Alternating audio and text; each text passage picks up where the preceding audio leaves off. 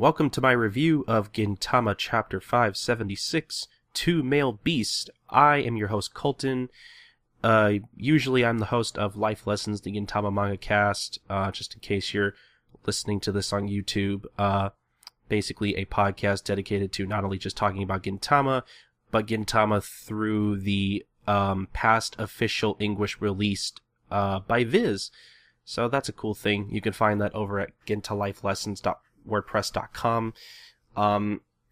It's funny. Some of the material we just got done talking about recently on the podcast might be kind of sort of related to this chapter. And that's all I'm going to say about that. But if you're listening to this on YouTube or through the Life Lessons feed,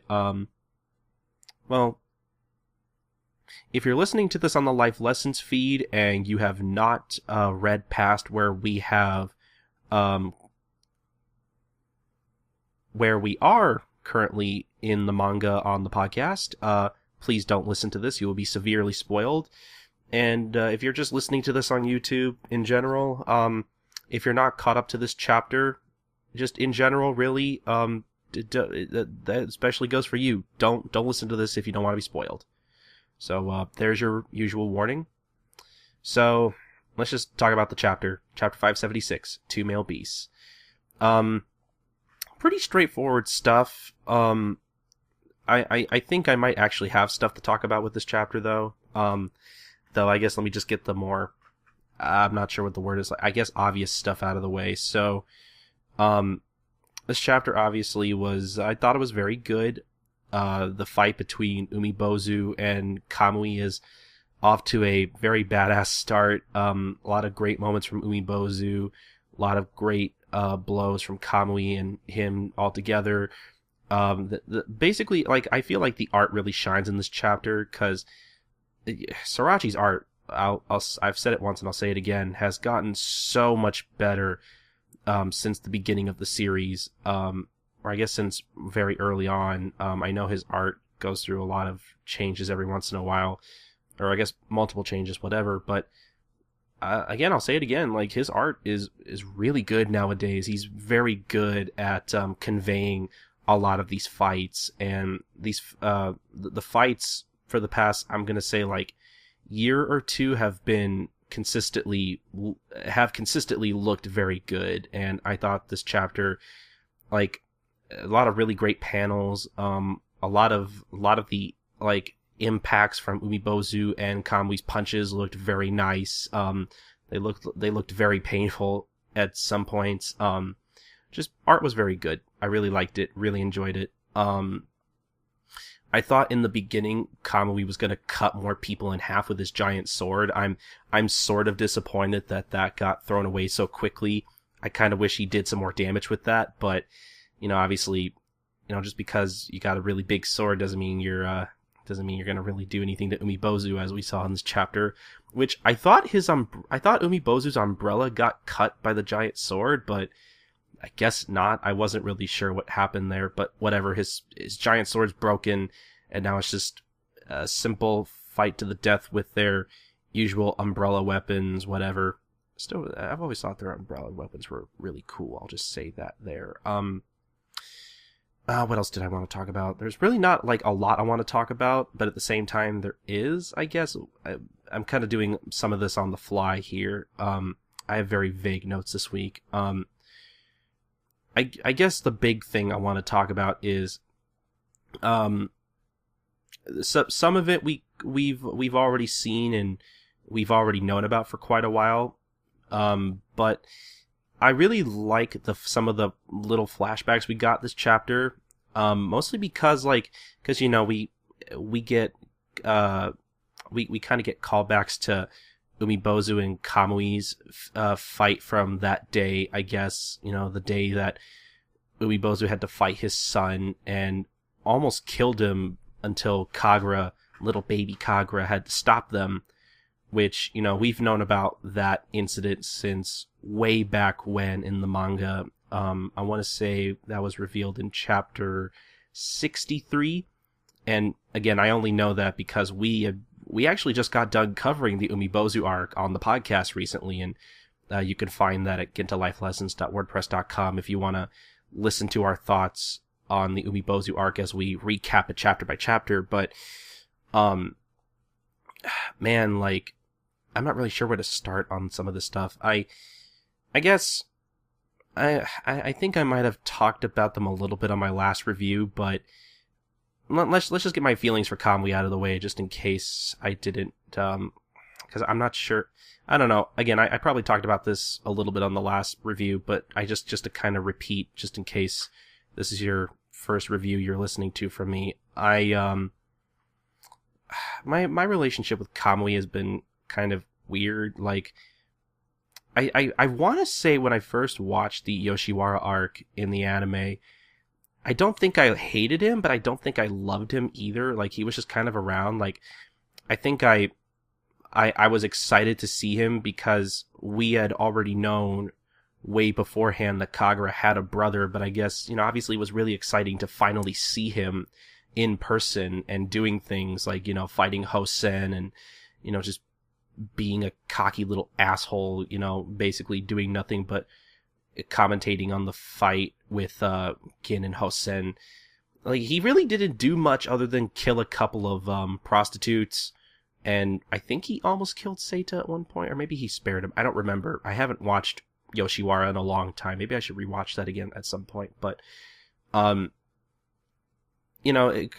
is obviously an important character to the story and everything, but my problem with Kamui up to the Shogun assassination arc was that I didn't think he was particularly an interesting character. And we didn't get to see we got to spend virtually almost no time with him other than the Yoshiwara arc and that one episode where, the Harusame basically try to kill Takasugi and Kamui has to end up saving Takasugi, and that, basically the episode where they form an alliance together.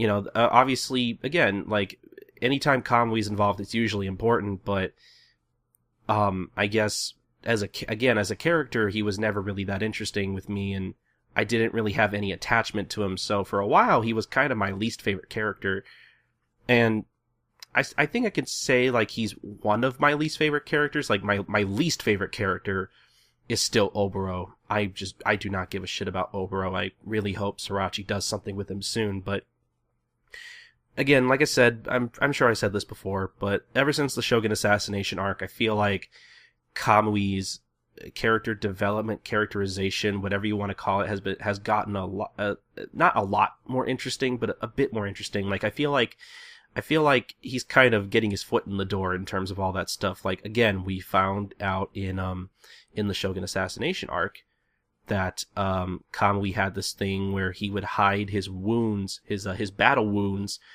from his constant fights with, I guess, other I don't know, just other people who lived in the slums, away from his dying mother, so he wouldn't worry her, which I like the idea of Kamui kind of being a mama's boy. That's just such a juxtaposition to how we know him currently. I just think that's kind of funny. That's a funny juxtaposition.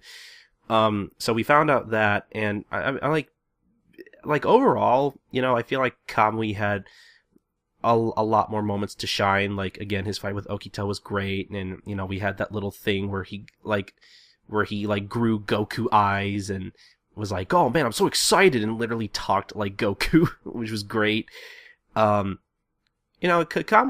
had a few nice moments here and there in the Shogun assassination arc, and I obviously, we knew with this arc that the relationships between the Yato characters were going to be important, as we're seeing now, and I think this chapter in particular has maybe kind of excited to learn, or to possibly learn more about Kamui, because not only did we get Yato flashbacks, but some of the stuff that we had already known since way earlier on in the manga, we got to see through kind of Kamui's perspective, which I feel like was something that we had been missing with this character for a long time. That's not that's not something we've ever gotten before up until now. So it's really awesome to start seeing some of this stuff through his perspective, and I kind of hope we get more.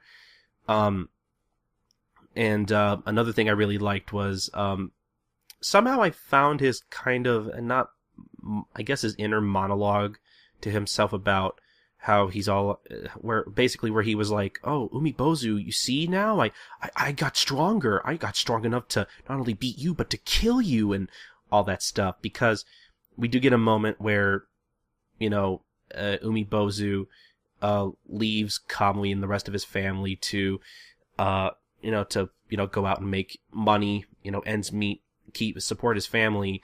And right before he does so, he tells Calmy to get stronger so he can protect Kagura and his mother, which I maybe this might be stretching it a bit, but I wonder if possibly somehow that triggered something in Kamui and made him feel like I wonder if Kamui, because I'm not really explaining it very well. Basically, what I think is super interesting is I think they're like I never really thought about this up until now, but I've never really thought about how Umibozu constantly being away from his family and out in outer space doing stuff, fighting monsters or whatever. I never really thought about how that might have affected Kamui, not physically, psychologically. Because I feel like Kamui isn't just crazy because he's a Yato and all that stuff. I feel like Umibozu being gone for so long, so often, might have something to do with it.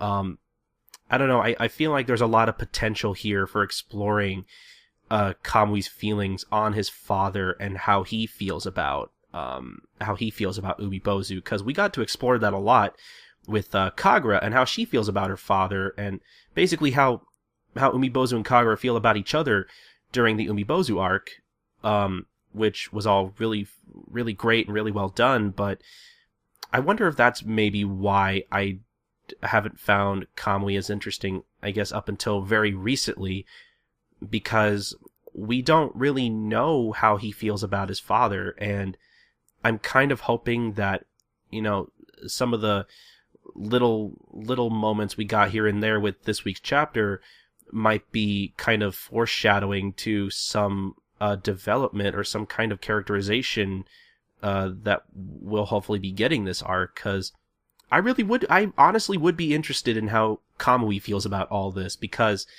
again, we've never gotten anything like that up to this point. Like, nothing's been hinted at, nothing. At least, I think, up until now. So, not only do I hope we get more Yato flashbacks, even if it's stuff that we already know, I kind of want a more cohesive Yato flashback, all told from Kamui's perspective, which I think is totally something that we're due for. But yeah, I just, I've never seen Calmy in this light, and I don't know for sure if we're gonna get it, but I'm hoping that's where Sorachi's going with this character, because if that's the case, then I am all for it, because we got a lot of stuff between Kagura and Umibozu back in the Umibozu arc, with Kagura, disliking her father because, he was always away and all that stuff. But again, on the other hand, I think we talked about it on the podcast that Umibozu's not exactly a bad father, more so than just he was very misguided about how to, because, him and Kamui's relationship pretty much crumbled at one point, and he was afraid that the same thing was going to happen with him and Kagura.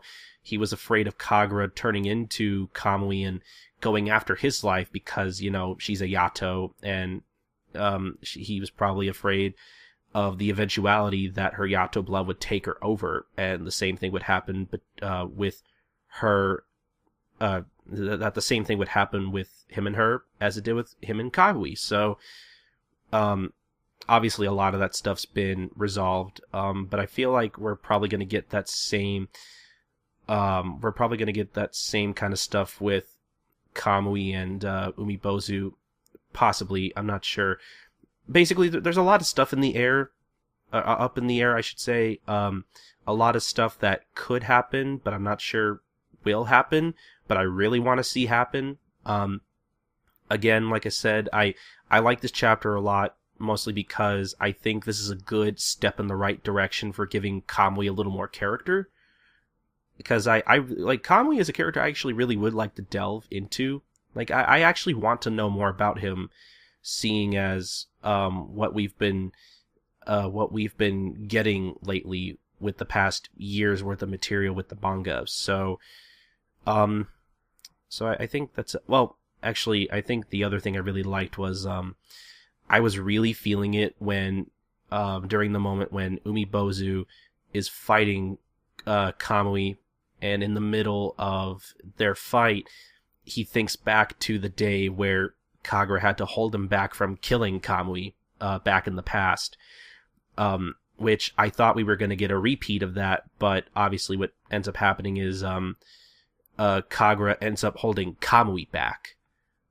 Because it's sort of a parallel, or I guess a reverse parallel of what happened in the past within their family. How, Umibozu was the one who almost lost himself to his Yato instincts, and Kagura had to hold him back. But now Kamuy's kind of going through that same dilemma, him, being mostly like giving into his Yato instincts, and Umibozu being the one who is trying to fight to defend himself instead of Kamui. So I thought all of that was really nice. I was probably gonna, like, I don't know, like, I didn't cry, and I certainly didn't get like as sad as when I saw Gin and Shoyo and all that stuff happen, but I did get kind of sad watching Kagura, try to hold Kamui back and being all like, oh, well, no matter how many times or how many stupid things you two guys do, I'm going to always stop you. Let's just be a family again. Which, man, I feel like we're going to get a lot more development for Kagura too. Like, I feel like I could do an entire thing where I talk about how much Kagura has really grown since her first appearance. Like, I think I kind of want to see some of this stuff from Kagura's perspective too, because I kind of want to see the moment where she decides, hey, I'm gonna leave. Like, I feel like, well, actually, we probably kind of got that with younger Kagura earlier in the arc, leaving flowers on her mother's grave and all that, being all like, I'm gonna leave now, mommy, and I'll come back. So maybe that was it, but I don't know. Like, again, I kind of want to see a more cohesive, more I guess linear Yato backstory with all of whatever we've learned. Maybe we'll get it. I don't know. We'll probably get it like a Yato flashback of some kind. But I'm really glad we're getting into Yato stuff. Like this stuff, I think is going to be really, really good. And I want to see more Yato flashbacks. What more can I say?